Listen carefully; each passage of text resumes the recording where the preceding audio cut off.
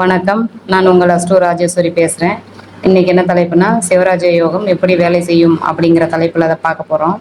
அதுக்கு முன்னாடி சப்ஸ்கிரைப் பண்ணி வச்சுக்கோங்க, லைக் பண்ணுங்கள். நிறைய வியூஸ் போனால் தான் எனக்கும் ஒரு ஆசை வீடியோ போட. சரி வாங்க, இப்போ வந்து சிவராஜ யோகம் எப்படி வேலை செய்யும், அது எப்படி எப்படிலாம் இருக்கணும் அப்படிங்கிறத முதல்ல பார்ப்போம்.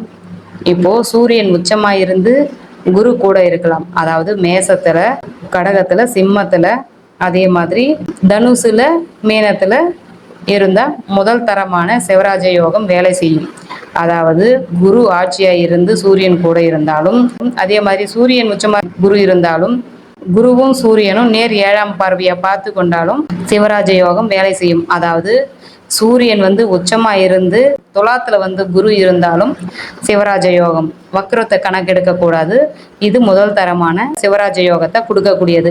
சிவராஜ யோகம் எதுக்காக முதல்ல பார்ப்பாங்க அப்படின்னா, அரசியல்வாதிகள் நிறைய, அதாவது லீடர்ஷிப் அப்படின்னு சொல்லுவாங்க, தலைமை பண்பு, அவங்களுக்கு சிவராஜ யோகம் முக்கியமாக இருக்கும். நீங்கள் எந்த தலைவர் எடுத்தாலும் சரி, நீங்கள் எடுத்து பாருங்கள், சிவராஜ யோகம் கண்டிப்பாக இருக்கும். மறைமுகமாவது இருந்தே தீரும் சிவராஜ யோகம். அப்படி இருந்தால் அவங்களுக்கு வந்து இந்த மாதிரி தலைமை எம்பி, எம்எல்ஏ,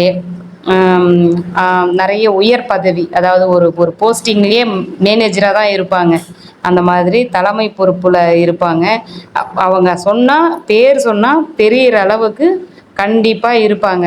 ஒரு சிலர், அதாவது பிறந்ததுலேருந்து சாகிற வரைக்கும் இந்த வந்து சிவராஜ யோகம் வேலை செய்யும். பர்டிகுலர் ஒரு சிலத்துக்கெலாம் வந்து பர்டிகுலர் திசையில் தான் வந்து வேலை செய்யும்னு சொல்லுவோம். இது அப்படி கிடையாது.